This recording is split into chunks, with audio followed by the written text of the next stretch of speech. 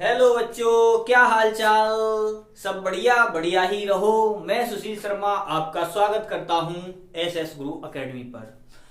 आज हम आपके लिए कुछ क्वेश्चन लेके आए हैं, वो भी यूपी बोर्ड का जो इंटर का एग्जाम है उसको टारगेट बनाते हुए। हमारे यहाँ जहां हम पढ़ाते हैं वहां हर संडे को टेस्ट होता है, उसमें कोई दोहराई वाली बात नहीं है। तो क्या है, उसी जो आज टेस्ट हुआ है उसी के कुछ क्वेश्चन हैं जो हम आपके लिए भी लेके आए हैं। ठीक है, तो देखते हैं। हमारे जो क्वेश्चन हैं वो मैं आपको ज्यादा डीपली नहीं ले जाऊंगा, इतना समझाऊंगा कि जो आपको समझने में भी आ जाए, क्योंकि अगर डीपली ले जाएंगे तो कम से कम इतने ही क्वेश्चनों में लगभग 1 घंटा से ज्यादा का टाइम लग जाएगा, जब तेज स्पीड से बोलेंगे तब। तो इसलिए क्या करते हैं, हम आपको रिवीजन के तौर पर सब कुछ बताते हुए आगे बढ़ेंगे।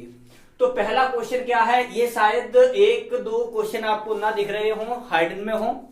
तो क्या है, पहला क्वेश्चन क्या है, दो आवेश जो निर्वात में है और उनके बीच में कोई परावैद्युत माध्यम रखा हुआ है।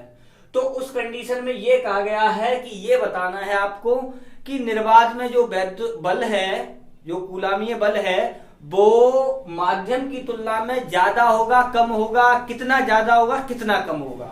तो वो पॉइंट इन्होंने पूछा है। तो पहला वाला क्वेश्चन देखते हैं। तो पहला क्वेश्चन क्या है, देखो, कूलाम का नियम क्या होता है, दोनों आवेशों के बीच लगने वाला आकर्षण या प्रतिकर्षण बल होता है वो दोनों आवेशों के परिमाणों के गुणनफल के अनुक्रमानुपाती होता है और बीच की दूरी के वर्ग के व्युत्क्रमानुपाती होता है। जब कोई मीडियम आ जाता है, कोई परावैद्युत पट्टी रख दी जाती है जिसका परावैद्युतांक कैपिटल के होता है, तो उन दोनों के लिए हम शॉर्ट में लिखते हैं। तो देखो, F/Fm का जो मान आता है, ये कोई परावैद्युत माध्यम रख दिया जाता है और ये होता है निर्वात के लिए। तो यहाँ पर क्या आता है, आपका परावैद्युतांक कैपिटल के बचता है जाके। तो यहाँ से क्या है तुम्हारा F/ ये आ जाता है Fm और ये आ जाता है के, यहाँ लगे सॉरी के यहाँ आ जाएगा और ये हो जाएगा Fm। इसका मतलब क्या होगा, निर्वात में जो बल लग रहा होगा उन आवेशों के बीच, वो परावैद्युत पट्टी रख देने से या परावैद्युतांक रखने से क्या होगा, के गुना बढ़ जाएगा, के गुना बढ़ जाएगा। या ये कह सकते हैं, जब कोई माध्यम आ जाता है, परावैद्युत पट्टी रख जाती है, तो बल घट जाएगा। लेकिन क्या है, अगर दोनों की तुलना की जाएगी तो जो निर्वात वाला बल होगा वो के गुना Fm की तुलना में बढ़ जाएगा। क्यों? क्योंकि के का जो मान होता है वो हमेशा ही 1 से बड़ा होता है, इसलिए। अब यहीं से बात करते हैं। तो देखो, दूसरा क्वेश्चन क्या है, इसी को थोड़ा मॉडिफाई करके पूछा गया था। क्या पूछा था, चालक के लिए के का मान कितना होता है। तो चालक के लिए बात करते हैं। तो देखो, यहां से एक सूत्र होता है ε/ε0 बराबर होता है εr। ये होता है तुम्हारा किसी माध्यम की विद्युतशीलता, ये वो सॉरी किसी माध्यम की ये है और निर्वात की ये है और ये है आपेक्षिक विद्युतशीलता। ठीक है, तो यहां से क्या है, जो के होता है वही तुम्हारा εr होता है। जब के का मान क्या है, εr का जो मान होता है चालकों के लिए वो होता है अनंत। इसका मतलब क्या है, के का मान भी कितना होगा, अनंत होगा चालकों के लिए। ठीक है, तीसरा पॉइंट क्या है, तीसरा पॉइंट ये कहा गया था, वैद्युत फ्लक्स एक सदिश राशि है या अदिश राशि है। तो पहली बात तो ये है, ये एक अदिश राशि होती है। क्या वैद्युत फ्लक्स होता है वो अदिश राशि होती है और इसका मात्रक क्या होता है, तो इसका मात्रक क्या होता है, एक तो देखो, एक होता है आपका वोल्ट मीटर और दूसरा होता है न्यूटन मीटर स्क्वायर प्रति कूलाम होता है। ठीक है, एक वोल्ट मीटर भी होता है और न्यूटन मीटर स्क्वायर प्रति कूलाम होता है। ठीक है, ये हो गया। अब यहां से क्या है, अब ये कह रहे हैं ये कब धनात्मक होता है, कब ऋणात्मक होता है। तो वैद्युत फ्लक्स की बात करते हैं। देखो, वैद्युत फ्लक्स क्या होता है, पहली बात तो ये होता है बल रेखाओं की संख्या ही वैद्युत फ्लक्स कहलाती है, सीधी सी बात ये है। अब यहां से जैसे सपोज करो ये बल रेखा यहां से निकलेंगी इस प्रकार से और यहां से प्रवेश करेंगी, तो क्या है यहां से, तो क्या होता है, जब ये बल रेखा जहां से बाहर निकलती हैं वहां पर जो वैद्युत फ्लक्स होता है फाई ई होता है वो हमेशा पॉजिटिव होता है, और जहां पर एंटर करती हैं वहां पर फाई ई का जो मान होता है वो होता है नेगेटिव होता है। ठीक है, तो चौथा क्या है, रेखीय आवेश घनत्व की परिभाषा, मात्रक और इसकी विमा निकालनी है। तो देखो, चौथा जो क्वेश्चन है वो क्या है, रेखीय आवेश घनत्व। तो रेखीय आवेश घनत्व क्या होता है, लैम्डा इक्वल टू होता है Q अपॉन L, यानी तार की एकांक लंबाई में उपस्थित आवेश की मात्रा को कहा जाता है रेखीय आवेश घनत्व कहा जाता है। लीनियर चार्ज डेंसिटी ये होता है, ठीक है। ये तो होगी इसकी डेफिनेशन। अब क्या कहा है उन्होंने, इसका मात्रक, अगर मात्रक की बात की जाए तो आवेश का मात्रक होता है कूलाम और लंबाई का मात्रक होता है मीटर। इसका मतलब क्या हो जाएगा, कूलाम प्रति मीटर हो जाएगा। अगर इसकी डायमेंशन की बात की जाए तो देखो Q को क्या लिखा जाता है, IT लिखा जाता है, क्योंकि चार्ज है। Q को क्या लिखते हैं, IT, और M यानी मीटर लेंथ है तो ये हो जाएगी L। इसका मतलब देखो यहाँ पर इसकी I की जो विमा होती है वो क्या होती है, A होती है, T की क्या होती है T, और L की क्या होती है L, यानी लंबाई यानी मीटर की। तो यहां से L को ऊपर ले जाएंगे तो L -1 हो जाएगा और A T हो जाएगा, यानी ये आ गई आपकी इसकी डायमेंशन। 5 क्वेश्चन पर देखते हैं, किस स्थिति में आवेश निम्न विभव से उच्च विभव की ओर जाता है। तो निम्न विभव देखो इसमें क्या है, जब भी कोई निगेटिव चार्ज होगा, निगेटिव चार्ज होता है वो हमेशा क्या होता है, निम्न विभव से उच्च विभव की ओर फ्लो होता है उसका। अगर यहीं पे पॉजिटिव चार्ज होता है तो वो पॉजिटिव चार्ज क्या होता है, उच्च विभव से निम्न विभव की ओर जाता है, ये ध्यान रखना है आपको, ठीक है।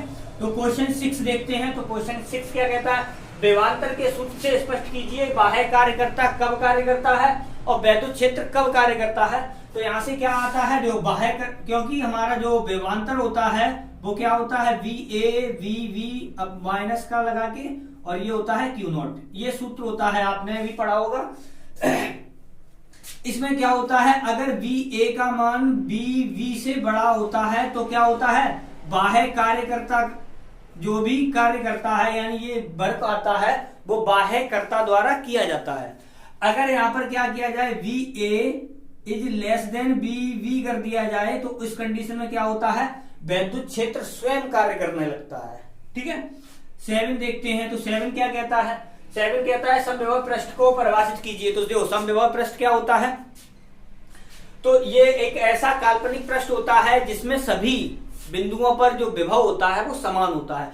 जब विभव समान होगा, यहां से बात करते हैं, जब सभी जगह विभव समान होगा तो यहां से कार्य निकालोगे तो वहां पर 0 आएगा। इसका मतलब क्या है, अगर समविभव पृष्ठ के अंदर किसी भी आवेश को एक जगह से दूसरी जगह ले जाया जाए तो कोई कार्य नहीं करना पड़ता है, कार्य 0 होता है वहां पर, ठीक है।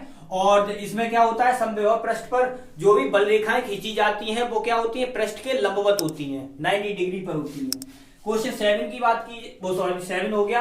8 की बात करते हैं। तो कूलामी बल कैसा बल है और ये किस सिद्धांत यानी किस नियम पर आधारित है, इसकी बात करते हैं। तो देखो कूलाम का नियम होता है, क्योंकि यहाँ पर देखो सपोज करो ये रहा पॉजिटिव चार्ज Q1 और यहाँ पर रहा पॉजिटिव चार्ज Q2, ये मान लिया, तो ये वाला बल है इसको इधर की ओर लगाएगा, ये वाला इस पर जो बल लगाएगा वो इधर की ओर लगाएगा, और ये वाला इस पर बल लगाएगा वो इधर की ओर लगाएगा। हम दोनों में एक ही साइड बना दे रहे हैं।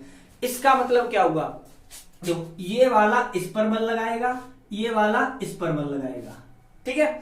तो क्या है यहाँ पर, तो कूलाम का नियम जो होता है वो न्यूटन के तीसरे नियम पर आधारित है, क्रिया प्रतिक्रिया के नियम पर। क्यों, क्योंकि न्यूटन का तीसरा नियम क्या है, यानी एक वस्तु दूसरी वस्तु पर जितना बल लगाती है दूसरी वस्तु भी उतना ही पहली वाली वस्तु पर बल लगाएगी। तो इसका मतलब क्या हुआ, ये जो नियम है कूलाम वाला नियम है वो तुम्हारा क्या है, न्यूटन के तीसरे नियम पर आधारित है। दूसरी बात, जब बल एक सरल रेखा के अनुदिश कार्य करते हैं तो वहां पर जो भी बल कार्य करता है उन्हें केंद्रीय बल बोला जाता है। तो इसका मतलब क्या है, देखो यहाँ पर मैंने इसीलिए बनाया था, ये देखो एक रेखा के अनुदिश कार्य कर रहा है, इसका मतलब क्या है, जो कूलामीय बल है वो आपका कैसा, केंद्रीय बल भी है, ठीक है। ये पॉइंट याद रखने हैं आपको। अब क्या है, क्वेश्चन 9 पर आते हैं। तो क्वेश्चन 9 क्या कहता है, क्वेश्चन 9, द्विध्रुव बल आघूर्ण कब अधिकतम होता है। तो बल आघूर्ण की आपने ये एक सूत्र पढ़ा होगा, टाउ बराबर होता है PE sin थीटा। अब क्या है यहाँ पर, जब यहाँ से सूत्र के लिए हमें मैक्सिमम निकालना है तो साइन के लिए मैक्सिमम वैल्यू कितनी होती है, थीटा का मान होता है 90 डिग्री। इसका मतलब क्या है, तो मैक्स निकल आता है, यहाँ पर आ जाता है आपका क्या, PE, ठीक है। तो यहां से इसका मतलब ये है theta is equal to 90 degree पर जो द्विध्रुव आघूर्ण होता है वो मैक्सिमम होता है, ठीक है। अब आते हैं गॉस की प्रमेय द्वारा तार के लिए ये सूत्र की स्थापना करनी है। तो आपने ये देखा होगा, तो देखो गॉस की प्रमेय क्या होती है, किसी बंद पृष्ठ से गुजरने वाला जो वैद्युत फ्लक्स होता है वो नेट आवेश का 1/ε0 गुना होता है। ये तो गॉस की थ्योरम होती है।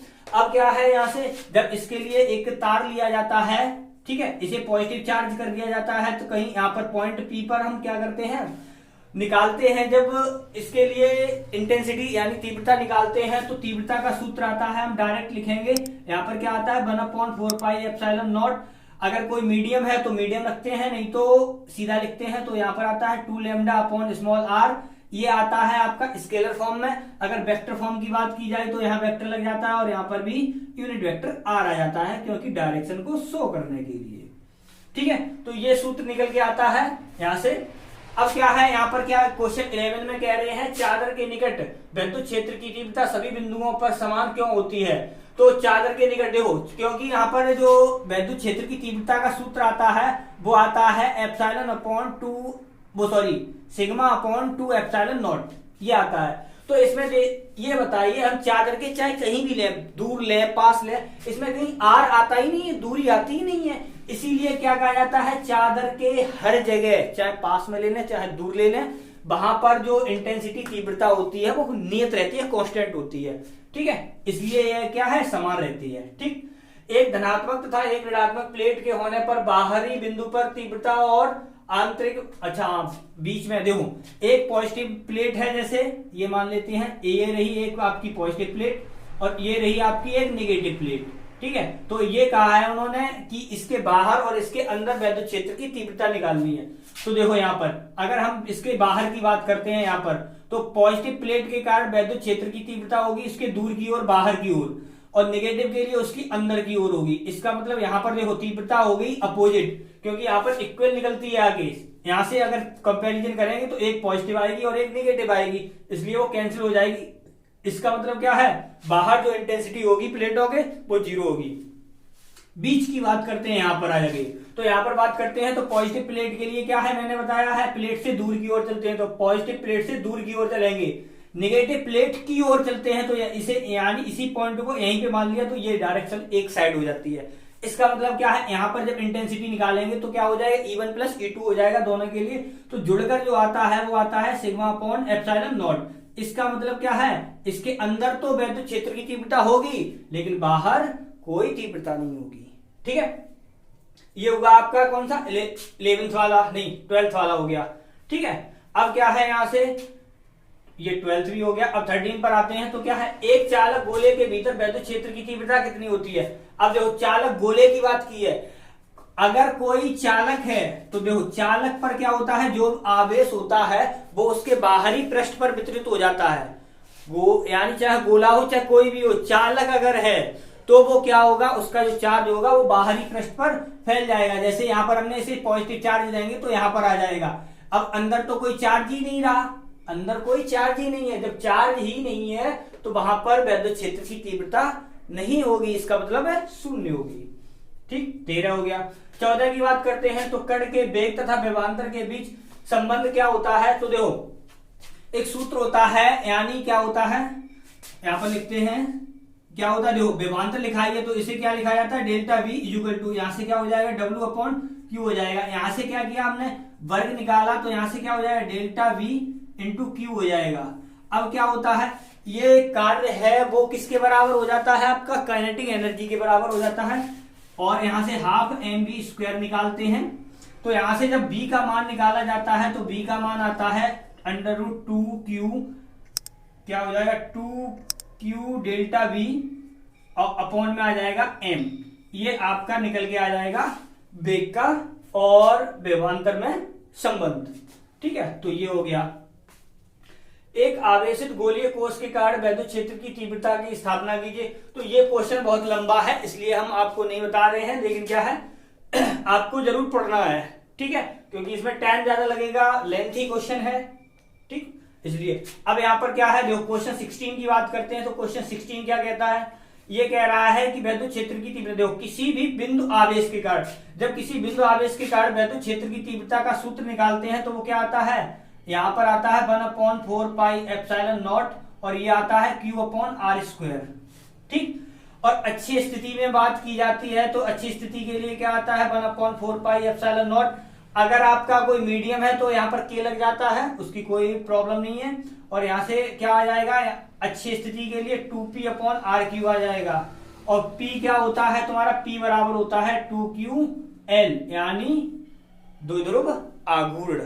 ठीक है, निरक्षीय स्थिति की बात की जाती है तो इसके लिए निकल के आता है 1/4πε0, और यहां से आता है p/r³ आता है। ठीक है, अगर विभव की बात की जाए तो किसी बिंदु आवेश के कारण जो विभव आता है वो आता है आपका, कितना आता है 1/4πε0, और यहां से आता है q/r आता है। ठीक है, अच्छी स्थिति के लिए बात की जाए तो अच्छी स्थिति में क्या आता है 1/4πε0, और यहां से आता है p/r²। ये याद रखना, इसमें r² होता है। ठीक है, और क्या है यहाँ पर अच्छी स्थिति के लिए तो ये हो जाता है, लेकिन निरक्षीय स्थिति में क्या हो जाता है, 0 हो जाता है, क्योंकि जितनी डायरेक्शन वहां से होती है उतनी ही वहां से होने के कारण वो एक दूसरे को कैंसिल कर देते हैं। अब यहाँ पर बात करते हैं प्रोटॉन प्रोटॉन के बीच, इलेक्ट्रॉन प्रोटॉन के बीच, इलेक्ट्रॉन इलेक्ट्रॉन के बीच कितना कूलामीय बल, मतलब वैद्युत बल कार्य करता है, वो भी गुरुत्वाकर्षण बल की तुलना में ज्यादा कितना होता है। तो देखो यहाँ पर क्या होता है, जब इनके बीच में FE, यानी हम इलेक्ट्रिक की बात करते रहो, ऐसे कर रहे हैं FE/Fg, यानी तुम्हारा क्या है गुरुत्वाकर्षण बल होगा, वो कितना ज्यादा, यानी इसकी तुलना की जाए तो यहाँ पर आता है प्रोटॉन प्रोटॉन के लिए ये आता है 10⁻36 गुना, और इलेक्ट्रॉन प्रोटॉन की बात की जाए तो यहाँ पर आता है 10⁻39 गुना, और इलेक्ट्रॉन इलेक्ट्रॉन की बात की जाए तो यहाँ पर आता है 10⁻43 गुना। यानी इनका अनुपात ये मैंने ऐसे लिख दिया, FE/Fg होता है, इसके लिए FE/Fg इतना होगा, इसके लिए इतना होगा।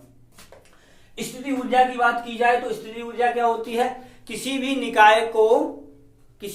निकाय को का अनंत से वैद्युत क्षेत्र के अंदर लाने में जो उसकी संरचना करने में कार्य करना पड़ता है, वही क्या कहलाता है, आपका स्थिति ऊर्जा कहलाता है। इसके लिए अगर सूत्र की बात की जाए तो इसका जो सूत्र आता है क्या आता है 1/4πε0 q1 q2/r आता है, ये सूत्र होता है।